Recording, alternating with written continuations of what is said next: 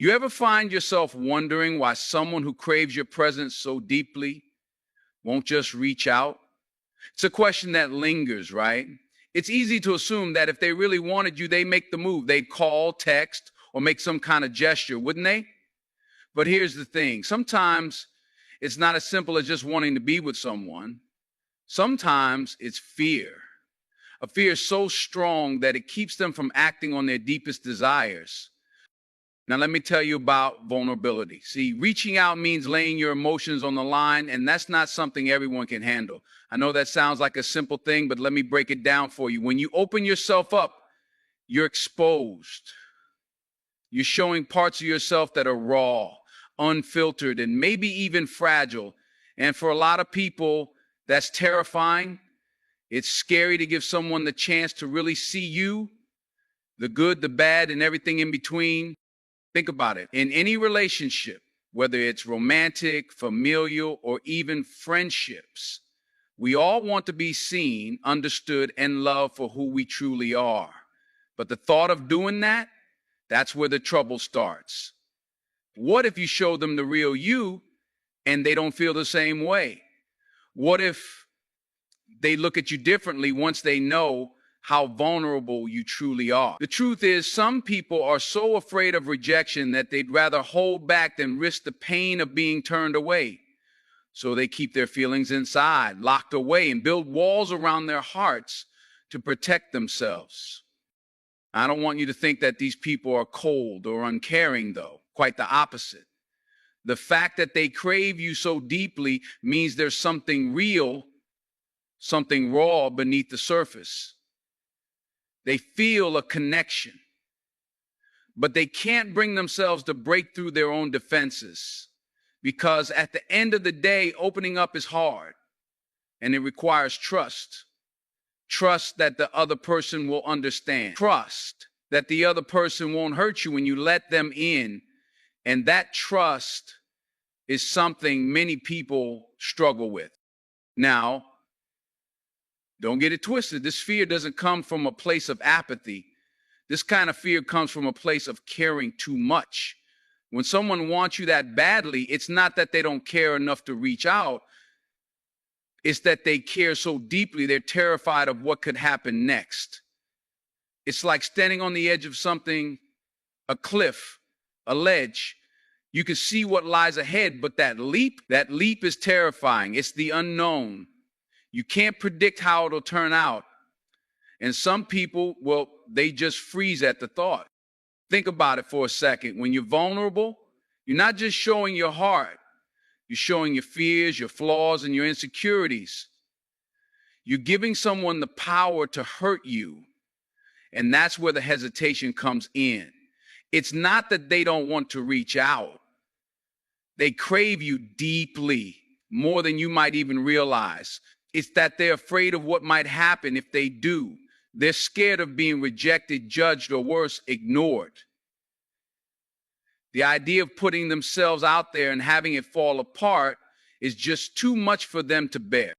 And let's not forget about past wounds. When someone has been hurt before, it's hard to be open. I'm talking about real, deep, emotional scars. Maybe they've given their heart to someone who didn't appreciate it. Or maybe they've been vulnerable in the past and had it thrown back in their face. That kind of hurt doesn't just disappear. It stays with you.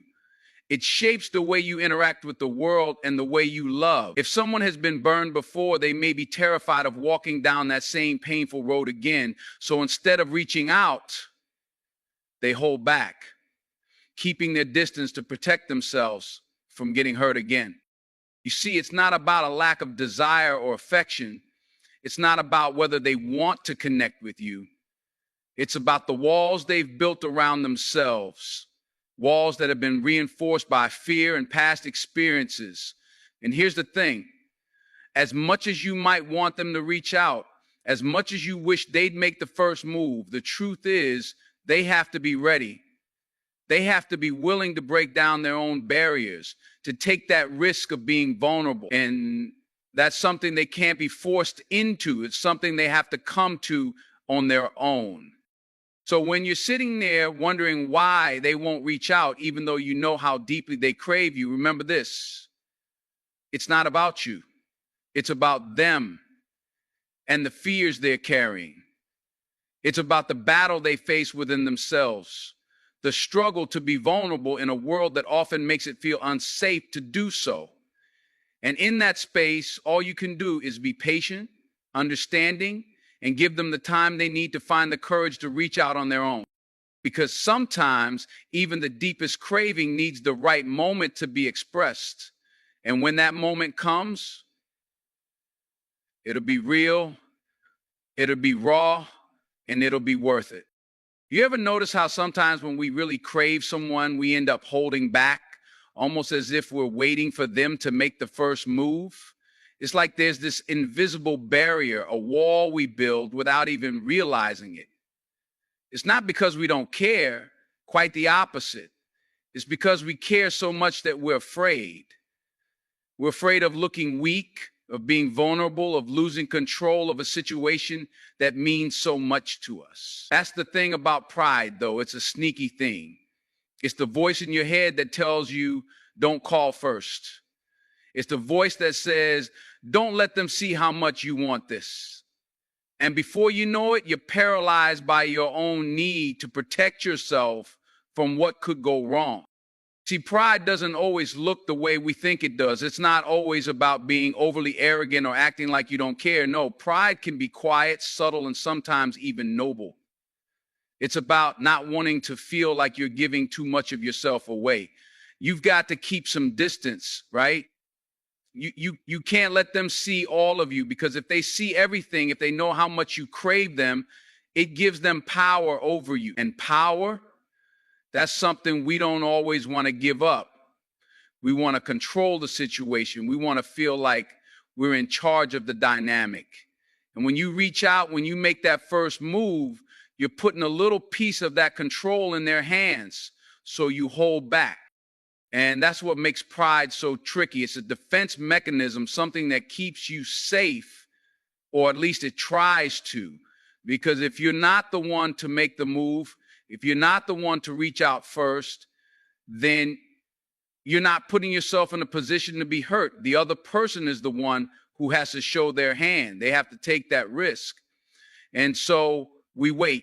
We wait for them to come to us, because somehow it feels like that keeps us in control. But what we don't realize is that by holding back, by letting pride dictate our actions, we might be missing out on something real, something deep. Now, here's the thing about pride. It's a double-edged sword. It makes us hold back from reaching out, from making the connection we crave, but it also plays with our own emotions. We tell ourselves, if they really wanted to talk to me, if they really cared, they would be the ones to make the first move. And maybe, just maybe, they feel the same way. You see, this whole thing is built on assumptions. We sit there thinking the other person should act first because we're not supposed to lower ourselves. We're not supposed to be the ones who seem too eager. It's a game we play with ourselves. But the truth is, if both sides are waiting for the other to move, no one moves at all. And the craving, the desire, it remains unspoken. That's the trouble with pride. It keeps you at a distance from the very thing you want. You want the connection, you crave it, but pride says, wait a minute, don't give too much. Don't let them see how much you care. So instead of reaching out, you hold back, hoping they'll sense your longing and take the initiative. It's almost like hoping they'll somehow read your mind and know exactly how deep your feelings go. But here's the harsh reality. People can't always read minds. They don't know what you're thinking. And even if they did, they might be feeling the same way. They might be waiting for you to make the first move. And the longer this game of pride goes on, the more time you lose. What's fascinating about pride, though, is that it's not just about protecting ourselves from the possibility of rejection. It's also about the fear of losing control in the relationship. We all want to feel like we're steering the ship, right? We want to feel like we're in charge, that we're not at the mercy of someone else's decisions or feelings. But when we put ourselves out there, When we reach out, we give away a little bit of that control. It's a vulnerable thing to do. And vulnerability, as we know, can be a scary place to be. But let's get real for a second. If you really crave a connection, if you really want to see where this could go, you got to let go of that pride. It's not helping you, it's holding you back. The truth is, love and desire don't play by the rules of control and pride.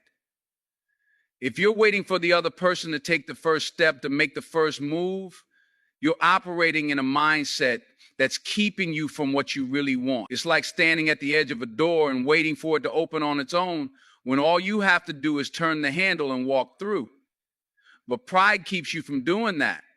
It tells you that you shouldn't have to open the door, that it should just swing open by itself. So yeah, pride can keep us from reaching out, from taking the initiative, from making the first move. But it also keeps us stuck in our own heads, caught in a loop of hesitation and fear. And that's a loop that can leave you waiting for something that might never happen. Because in the end, if both sides are caught in their pride, no one's going to reach out. And the craving, the connection, it stays right where it is, unspoken, unresolved. And sometimes, just sometimes, you've got to let go of pride and take the leap. You've got to make the first move, because if you don't, you might miss out on something real. Let me ask you something. How many times have you found yourself standing there just staring at your phone thinking, should I reach out? You're not sure, right? You don't want to make a mistake. You don't want to say the wrong thing, come on too strong, or make it awkward. And so you overthink it, and you think, and you think, and you think some more. And the more you think, the more you get caught in this cycle of self-doubt. You start questioning everything. Did I do something wrong? Did I misread the signs? What if they don't feel the same way? What if you're just imagining things? And just like that, what could have been a simple, straightforward action, reaching out, making the first move, becomes a mountain of doubt. You end up paralyzed. And nothing happens. But see, that's the thing about uncertainty. It's the enemy of action. When you're uncertain, when you doubt yourself, you hesitate, you question your own feelings, and you end up second guessing everything. It's like being stuck in quicksand. The more you struggle, the deeper you sink. You tell yourself, maybe I'm just being dramatic. Maybe it's not as big of a deal as I'm making it out to be. And before you know it, what could have been a simple conversation has turned into a massive emotional hurdle. Now, let me paint a picture for you. You're thinking about texting them. You want to reach out, but then right before your fingers hit the keys, you freeze. The uncertainty floods in. What if they're busy? What if they don't want to talk? What if they're seeing someone else? What if you're just annoying them by reaching out? And with each what if, you build more walls around yourself. Your mind starts spinning. You analyze every possible outcome. You wonder how they'll respond, how they might feel. It's like playing a game of mental chess, but you're not even sure what the rules are. And you know what happens next, right? You put the phone down, maybe you draft a message and delete it, maybe you just decide it's better not to send anything at all. After all, who wants to risk looking foolish or getting caught up in something that might not go anywhere? So you hold back. You tell yourself that it's better to wait, to give them time, or that maybe it's just not meant to be. And just like that, a small moment of uncertainty keeps you from taking any action at all. But here's the real kicker. That doubt you're feeling isn't just about the other person, it's about you. It's about your own fears and insecurities. You're questioning whether you're worthy of their time, whether your feelings are valid, or whether you're even right in how you feel. And that's what gets you stuck. That self-doubt makes you unsure of the whole situation. It's almost as if you're telling yourself, I'm not sure if they really like me, so maybe I'm just not going to risk putting myself out there. You're projecting your own uncertainties onto the situation, and that keeps you from acting even when you really want to. But here's the truth. Uncertainty is natural. It's part of being human. We all face moments where we feel unsure about what to do next, But let me tell you, one of the most powerful things you can do in those moments is trust yourself. Trust that the feelings you have are valid. Trust that if you want to reach out, it's okay to do so.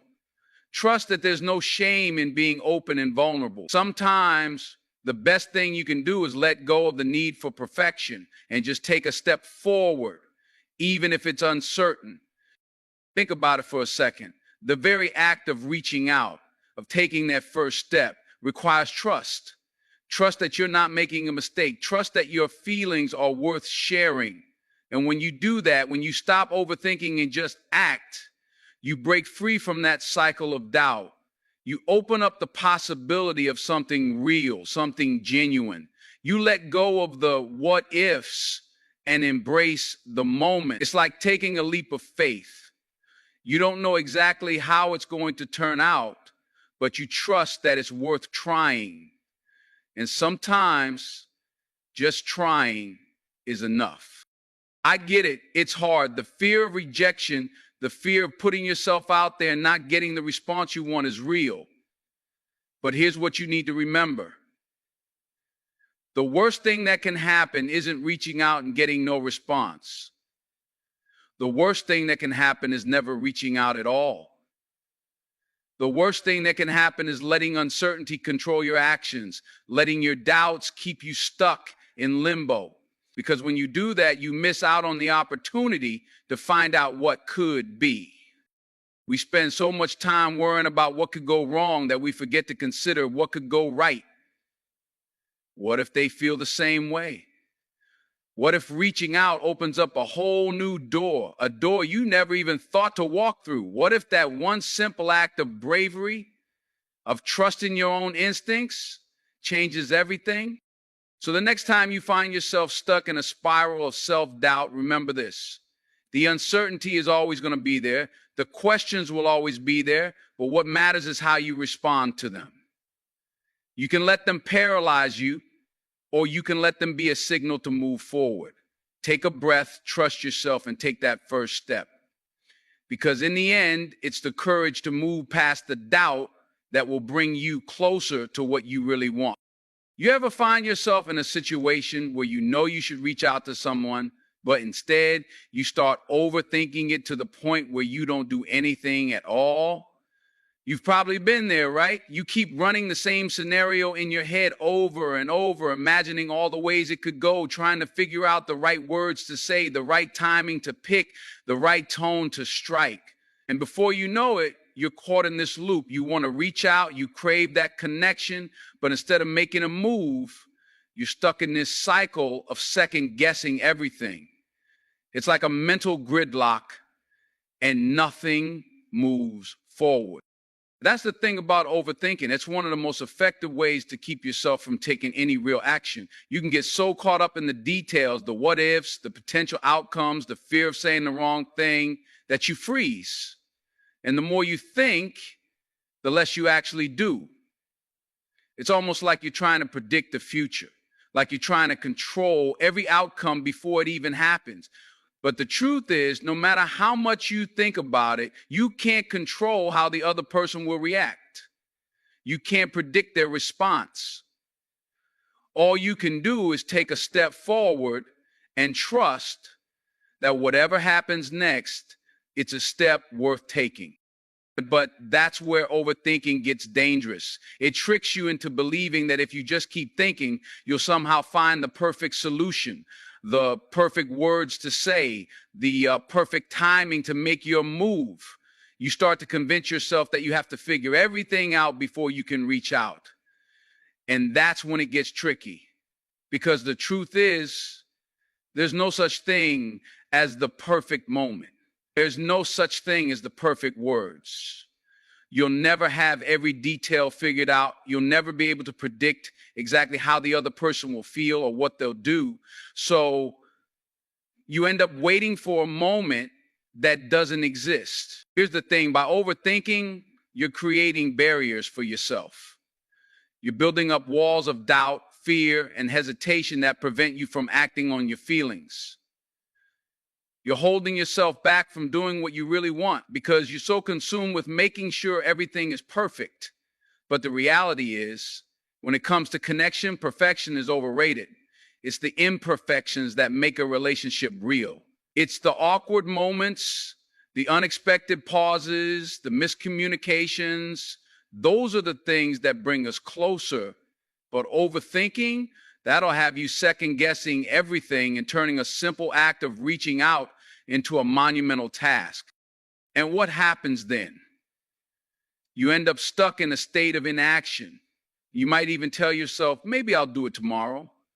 Maybe I'll send that text tomorrow or make that call tomorrow. And the days pass, the moments slip by, and you never actually take the first step. You keep putting it off because in your mind, you haven't figured out the perfect way to do it yet. And before you know it, you've wasted all this time thinking about it and wondering what could have been instead of just doing something about it. What we often forget when we're caught in this cycle of overthinking is that we're not in control of every outcome. There's no way to know for sure how things are going to play out. All you can do is take a leap of faith and reach out. You have to trust that you've got enough of the right intention behind your actions.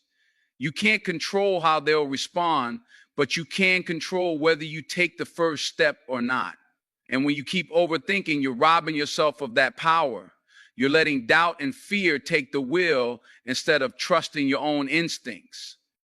The truth is, the more you overthink, the more you trap yourself in your own head. You start imagining all these worst case scenarios. What if they don't care? What if they think I'm too forward? What if they don't respond at all? And those questions, they create more confusion, more doubt, more hesitation.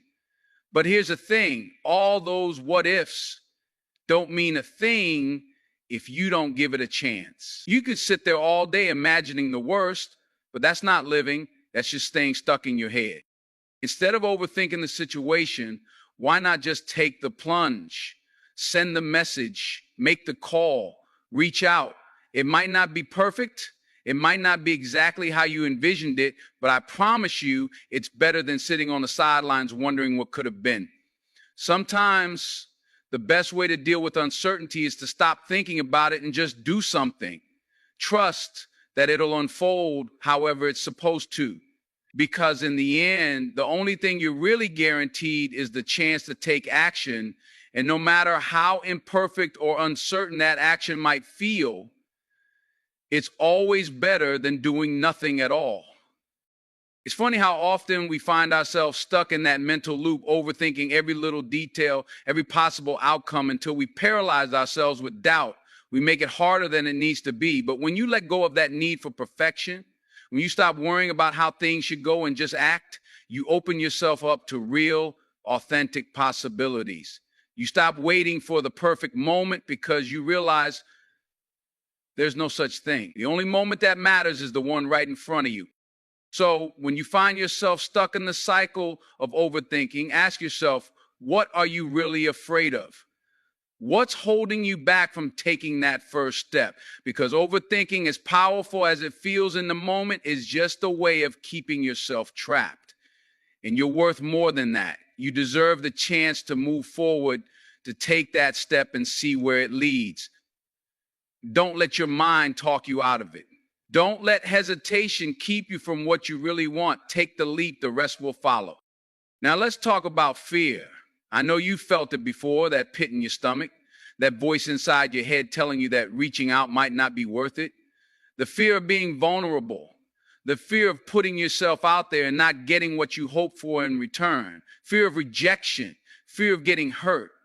It's a powerful thing, isn't it? It holds us back.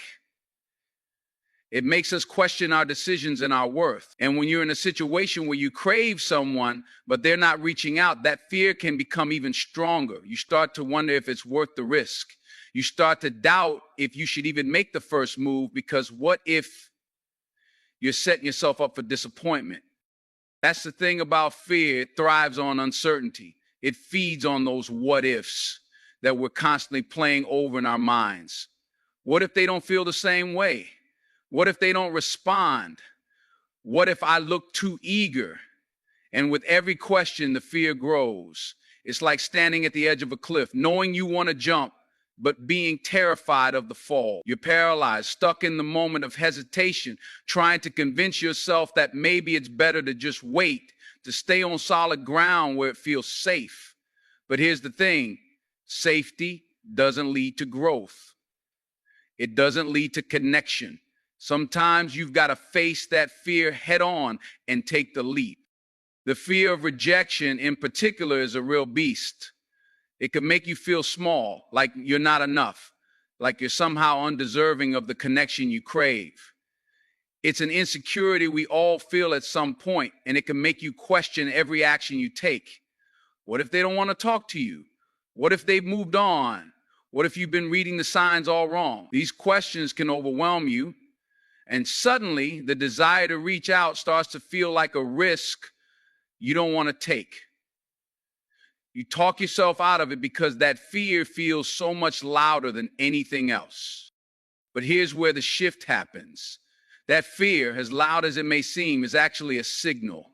It's a signal that you're close to something important, something real. When fear shows up, it means you're stepping outside of your comfort zone. It means you're about to do something that matters. Think about it. Every time you've had to face a fear, you've come out stronger on the other side. Every time you've pushed through a moment of hesitation, you've learned something new about yourself, about the world around you. So when it comes to relationships, fear is no different. It's not there to stop you. It's there to challenge you, to help you grow. It's saying, are you brave enough to put yourself out there?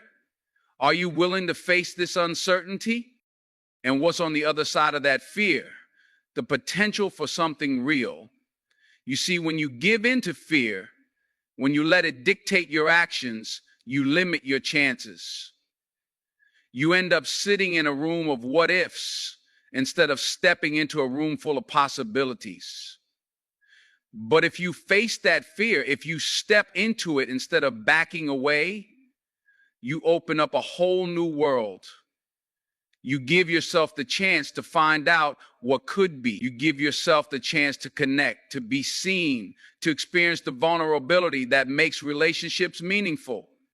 But I get it. It's not easy. Fear has a way of making everything feel more complicated than it needs to be. You start thinking about all the things that could go wrong, and it clouds your judgment. You're afraid of rejection, of being too much, of looking foolish. But here's a truth that I need you to hear. You're not foolish for reaching out. You're not too much for wanting connection. If anything, the people who really matter will appreciate your bravery, your willingness to be open, to show up as yourself. That's the kind of vulnerability that makes relationships worth having. When you let go of the fear of being hurt and embrace the possibility of something real. And let's talk about something else here, the fear of being vulnerable. You know, vulnerability is not a sign of weakness. It's the opposite. It's a sign of strength. It's the courage to show your true self, to let someone see you for who you really are, with all your flaws, your hopes, your fears. It's terrifying, no doubt. It opens you up to the possibility of rejection, to the possibility that someone might not feel the same way. But here's the thing, if you never take that risk, if you never put yourself out there, you'll never know the depth of connection that's possible. You'll never know how strong your bond could be with someone because you were too afraid to let them see who you really are. The fear you're feeling is just part of the process. It's a natural response to the unknown. It's part of what makes us human. But it's not something that should hold you back. Fear will always be there. It's a constant companion, but it doesn't have to be the one driving the car. You can choose to move past it, to face it head on and take the steps that matter to you. It's when you're willing to feel that fear and act anyway that you unlock the potential for something truly amazing. So the next time you feel that fear creeping in, when you wonder whether you should reach out, ask yourself this: what am I really afraid of? And then whatever the answer is, take that first step, because on the other side of that fear is the opportunity to create something real, something meaningful. You don't want to look back one day and wonder what could have been. You want to look back and know that you faced your fear and made the move anyway. That's where the real connection begins. Now let's talk about timing. Timing is one of those things that gets under our skin. You probably found yourself thinking, should I reach out now or is it too soon? Or maybe I should wait for the right moment.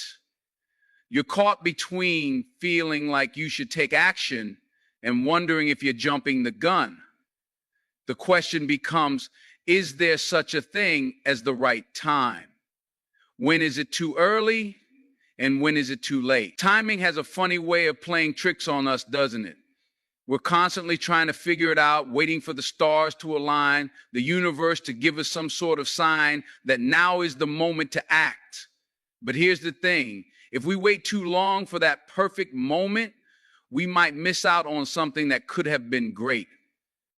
We often overcomplicate timing. We overthink it, waiting for some kind of perfect moment to reach out. And in doing so, we end up frozen, paralyzed by the fear that we might do it too early or too late. You've probably been there, standing in the middle of that tension, thinking you're supposed to wait for the exact right opportunity. The problem with that is, most of the time, there is no such thing as the perfect moment. Timing doesn't always work out the way we think it should. Sometimes waiting for that perfect time can just keep you stuck in limbo. So the question becomes, what do you do in that space of uncertainty? How do you navigate the pressure of wondering if it's too soon, too late, or just right? Let me tell you something. The truth is, waiting for that perfect moment can often keep us from taking any action at all. Think about it. When you're waiting for the right time to reach out, what's really happening? You're just putting it off. You're telling yourself that it's not time yet, that you do it later. And you know what that later turns into? It turns into nothing.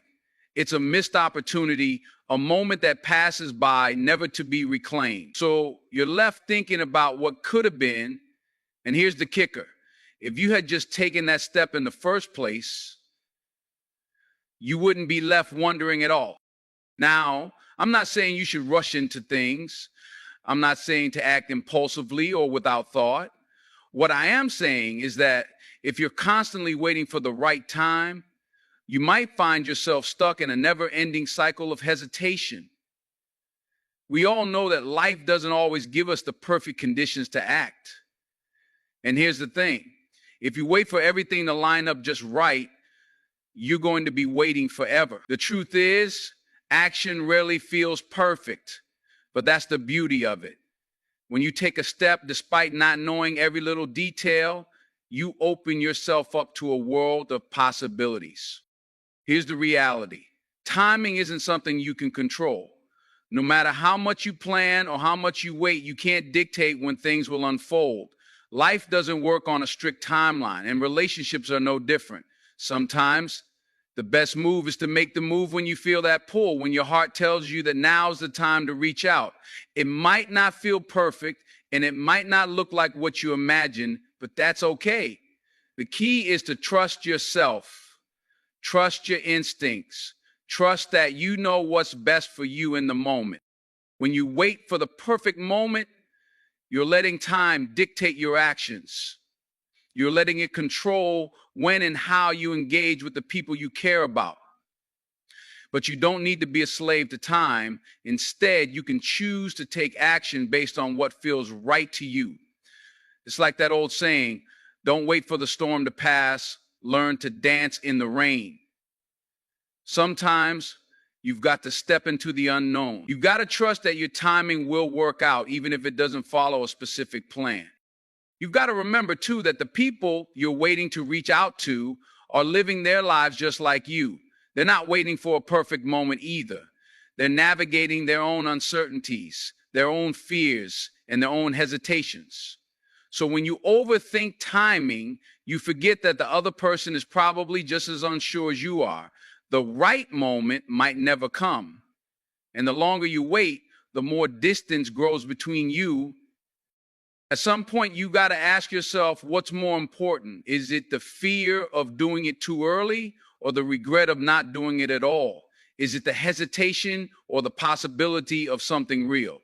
Because in the end, we all get caught up in the idea that there's a perfect time, a magical moment where everything aligns.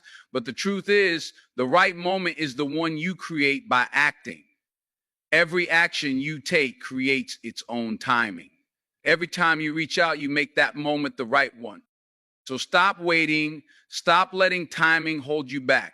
If you feel the need to reach out to make that connection, then do it. You might not get a perfect response and things might not unfold exactly how you pictured them, but you'll never know what could have been if you keep waiting for everything to be perfect. The reality is, you can't predict the future. You can't control what someone else is going to say or do, but you can control whether or not you act. And in the grand scheme of things, action is always more powerful than inaction. The perfect time might never come, but you can create your own moment by taking that first step, no matter how imperfect it feels. So go ahead, take the leap. Don't wait for the stars to align. Create your own timing. The rest will follow.